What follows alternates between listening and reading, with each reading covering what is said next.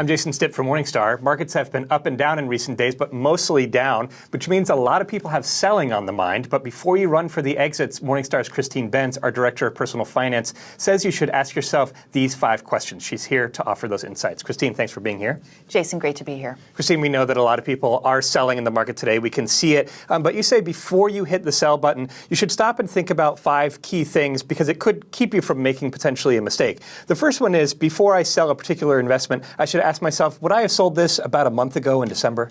Right. In December, the market was performing a little bit better. And the value of asking that question is that it can help you sort out whether you are inclined to sell because you don't like the losses that you've had recently, you're worried about performance, or are you inclined to sell for some more fundamental reasons. So if you have an investment that you've been worried about for some time, maybe it's an individual equity that even after the recent market volatility still looks overvalued to you or is too large a position in your portfolio, those are good fundamentally based reasons to sell that are distinct from the recent downturn. Maybe the downturn just has sort of accentuated your motivation to sell it. If you're a fund investor primarily and you've got holdings in your portfolio that were taking up too large a share of your portfolio and they still are, or maybe you've determined that they're simply too risky for you, that you just are not comfortable with this type of volatility, then I think that those are perfectly good, fundamentally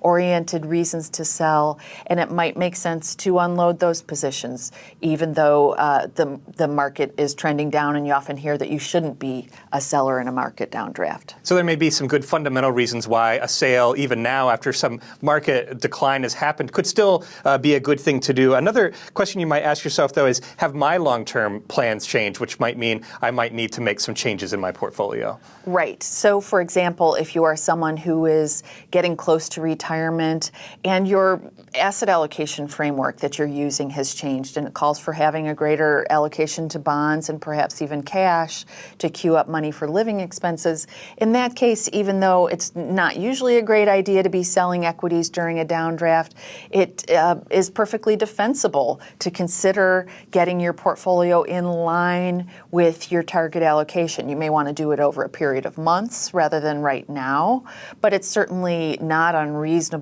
to undertake that sort of reallocation in this type of market environment. By the same token, some investors' plans might not have changed, but their portfolio may have changed. So if they've done nothing to their portfolios, chances are their equity allocation has generally drifted up over the past several years. In that case, too, getting that portfolio back in line with the target allocations makes a lot of sense. Another thing that investors in taxable accounts really need to think about is what are the tax implications of the sale going to be? It's not something that should always lead your investment decision making, but you shouldn't forget about taxes either. That's right. So if you're looking at some investments and you don't like the fundamentals or you have some other reason to consider selling, definitely take a look at the tax consequences of selling that position. So for some investors, if they've had a holding for a period of years, we have been in a fairly strong equity market, it's a good bet they actually would trigger a capital gain to get out of that position. So you want to factor that into your decision making.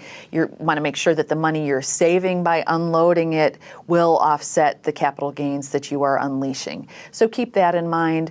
If, on the other hand, you actually have a loss in a holding over your holding period, that might accentuate the value of selling now. So the value of realizing losses is that you can use them to offset capital gains. You can also use them to offset up to $3,000 in ordinary income. So if a tax loss lines up with some fundamental or portfolio-based reason for unloading a security, that can burnish the idea of selling. Here's another good one to ask yourself before a sale. You should say to yourself, if I sell this now, how will I know when I'm going to get back in? Right. And this is particularly appropriate for investors, and I do not advise this, but some investors do engage in an element of market timing where in periods of extreme volatility they might pull back their equity weighting substantially. They might get out of equities altogether. And that certainly holds some psychological appeal. It might feel good on the days when everything is sinking and you know that you don't have any equity exposure. The real problem with this strategy comes in when things things begin to ascend. And what we tend to see from market performance is that when the market turns around, it turns around in a hurry.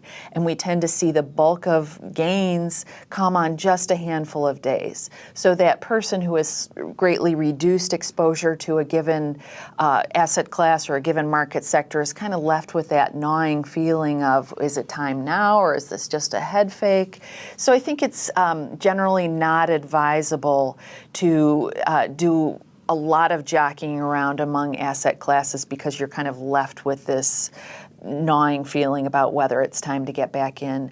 And anecdotally, when we look across the tactical fund universe, so we've got managers who we follow who use very active asset allocation strategies. One thing we see is that while they do tend to protect on the downside, many of them tend to underperform on the upside. And I think that that's the conundrum that a lot of overly tactical or market timing individual investors can find themselves in. I remember 2009, 2010, there was so much hand-wringing about, is the market going to double dip? Nobody ever really knew when it was ready to shoot. And if you missed those days, you missed a lot of the gains. That's right. Coming out of 2008.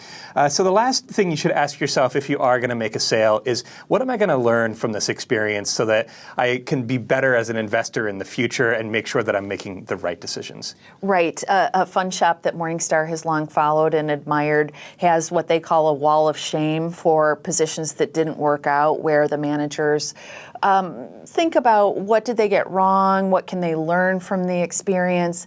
That's not to say that everything that investors might be selling today are definitely mistakes, but it's certainly worthwhile to take a look and see if you've made any miscalculations, see if you can improve your future performance through this experience. So maybe the thing that you want to get out of was a holding that you purchased that has simply been too risky for you. It's been giving you a lot of sleepless nights. So take that to heart when you think about positioning your portfolio in the future. Maybe it was a position that you were allowing to take up too large a share of your portfolio. You didn't trim it back preemptively. There are definitely takeaways for investors who decide to sell. I think that some of these volatile market environments can be the most instructional for us as investors in terms of improving our future performance. Christine, some very good considerations all investors should take into account before making a sale. Thanks for joining me today. Thank you, Jason. For Morningstar, I'm Jason Stipp. Thanks for watching.